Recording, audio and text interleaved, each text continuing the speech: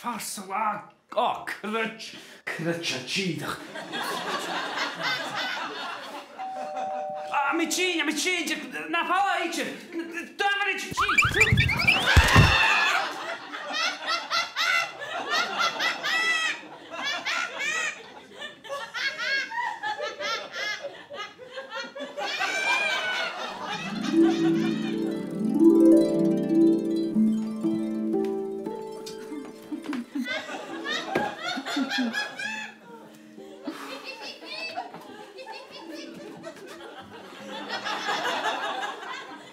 Habe ich schon Worte für ihn?